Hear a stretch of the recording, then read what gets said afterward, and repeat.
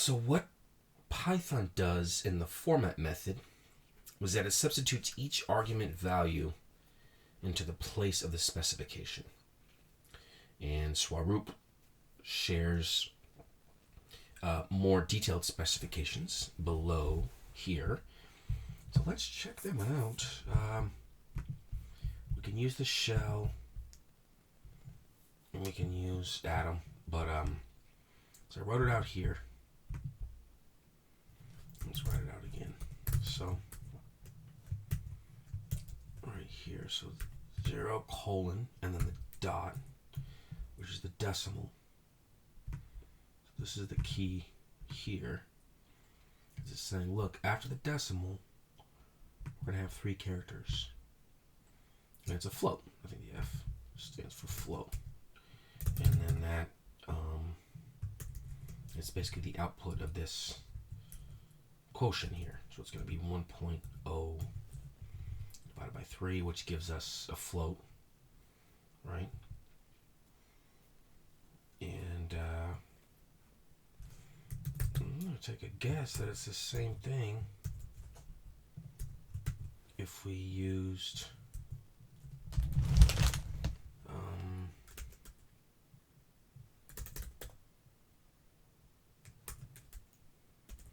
just 1 divided by 3. Yeah, it is the same thing. You don't need to make it a float because it's already telling us, hey, output a float with 3 integers, three integer places after the decimal. So output the float, this quotient, to the thousandths. Right, so it's 333 thousandths, or 333 over 1,000, and let's do this as well. You can do single or double quotations.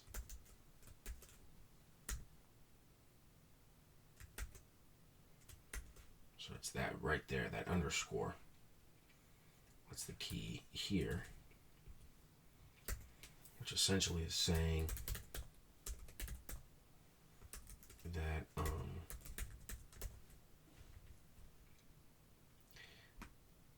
this character here, the underscore, we're going to insert this to where this string here has we output a new string that has this string in the middle, and it as a total has 11 characters.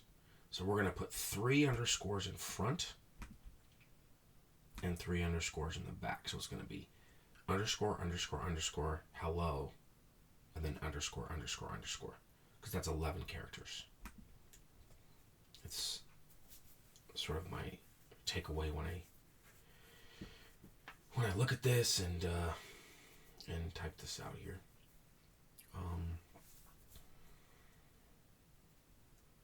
And so this caret is like, okay, well, add me, right? Like add this underscore and give us a total of 11 characters, and center this and put this, evenly on both sides. So here's the obvious question, right? It's like, well, what happens if it's not perfectly balanced? So let's just try it out. I'm sure we'll learn a lot of this stuff as we go along. This is a pretty solid book, but sometimes it's nice to just kind of sniff around. So let's do this. Bam. Okay. Interesting. So, and that's probably what most people would have assumed, right? They're going to have a total of 12. I don't know, though. I might have assumed that we would have started on the left side. So that's really interesting. So we've got 12 characters, right? Exactly 12 characters. But I think I would have, imagined that we started on the left side, but I guess it's the right side. I guess it goes from right to left, so it goes 1, 2, 3, 4, 5, 6, and then boom. Very interesting. And I'm sure I'll learn more, as I move forward, about Python specifically, and how this works. We can also look, I did a search. If we do like a search, it'll be the first one or two things that come up is actually the Python Software Foundation. It's the Python docs, essentially. And here are some examples: the string.format, syntax, and comparison with the old formatting from before. So we won't worry about this. We're just worried about this. So one of the things that you could tell is different is just the fact that the colon is used instead of the percentage notation, the percent sign. And so these are some examples here. So let's just look at this. So I think we've gone over this where you could do 0, 1, 2, right, based on the index. But it's not really an index because these are still separate. It's just 0, 1, and 2, just sort of like placeholders. But it does start at 0, 1, 2. And then, but you can also have them be blank. And that's in Python 3.1 or later only. And you can do 2, 1, 0, which would go backwards, right? 2, 1, 0. So it would basically, we're basically indexing these three strings, which is interesting because it's basically indexing this right here. It's like 0, 1, 2, or 2, 1, 0. It's pretty interesting. And then 2, 1, 0 here. This is using the star, and we're unpacking the argument sequence, right? So this is ABC in one string, and this star, and it's saying 2, 1, 0. We get the same output, CBA. And then here, abracad, you know where this is going, right? So 0, 1, 0 prints out abracadabra, right? 0 is, this is the 0 index of this whole,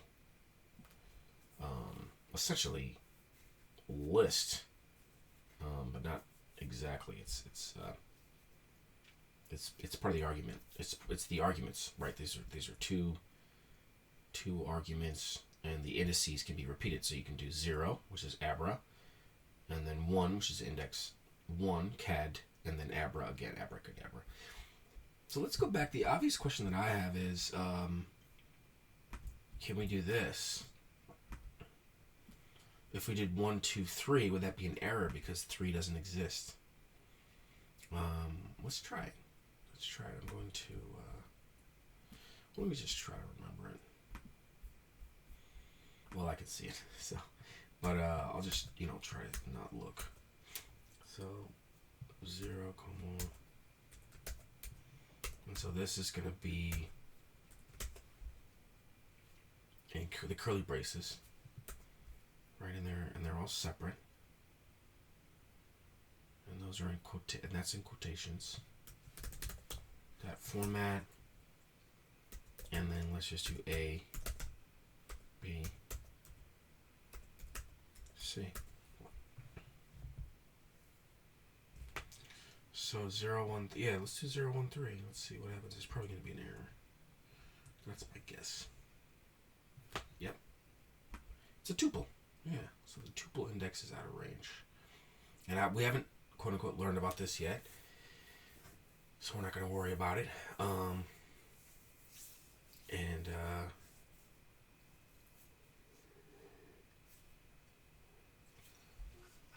But he is, there's a method to the madness, right? With most things, definitely with a book like this, and it's really heralded. So I mean, there's definitely a method to the madness. So, but yeah. So then, but let's say you did this.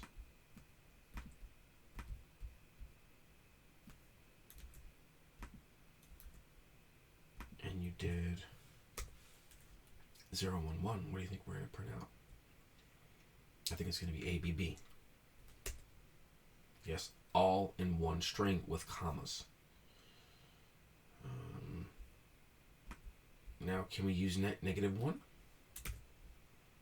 Can we use it like a regular index? I don't know if we've learned that yet, but basically -1 goes backwards from the right side when you're indexing, whether an array or a tuple, etc. So let's see if we can do -1. I don't know. It depends on this method. You cannot. Key area is -1, so you've got to use just the positive or the non-negative integers to do your indexing. Very interesting. Okay, so now we're gonna print name, wrote, book,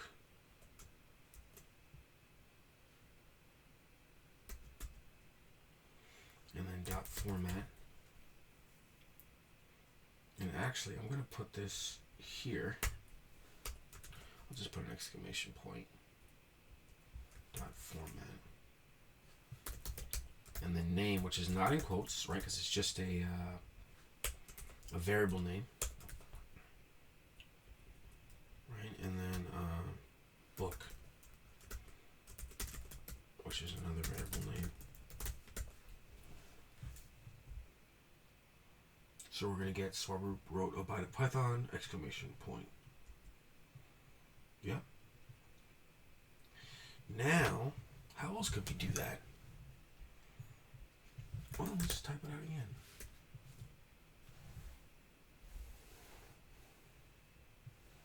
Let's type it out again. Just move this.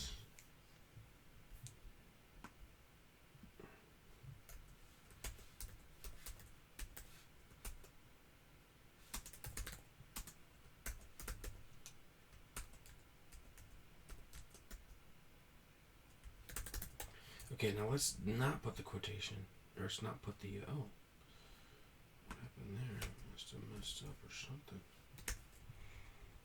That was interesting. Okay, so it's definitely way beyond my understanding. This is Swaroop, book, a byte of Python. And then we're going to do plus exclamation point. And then it's right there. So I think that's how you're going to do it. So we're going to concatenate this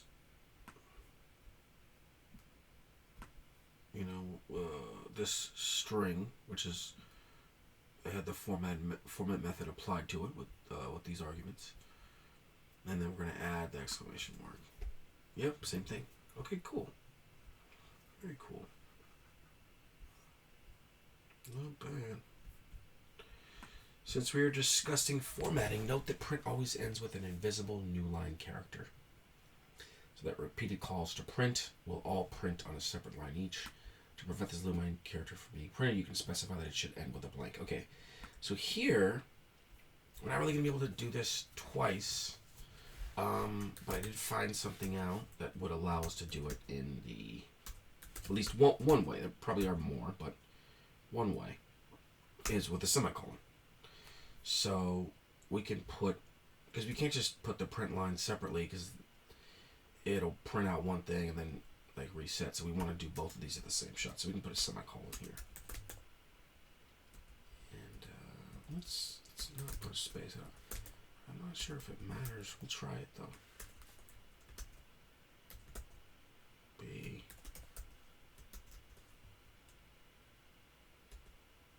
Okay, bam. And now let's do the same thing. We'll put a space. We'll put a few spaces. Because spacing almost always matters in Python, but it might not matter here. It doesn't. Okay, interesting. So after the semicolon, spacing doesn't matter at all. Now, semicolons are rarely used, as Swaroop says. Rarely used in Python. yeah, we're using C++, but you know, but this is one potential reason to use them, is if you want to have a looseness in terms of, you know, spacing and whatnot, because indentation is hugely important in Python. So let's just do this in Atom though. We'll do this in Atom. So we're gonna print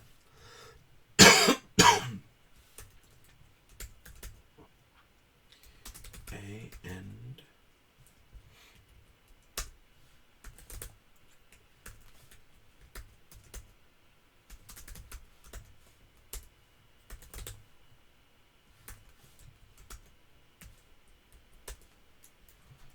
and we'll just call this Python 12 on our desktop right here.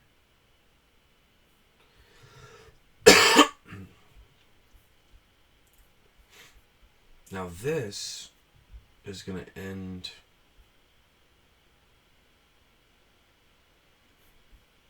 so we actually want to end also, because it's going to be really hard to read if we put it in our if we try to, you know, run this program in the terminal, then that long sort of prompt,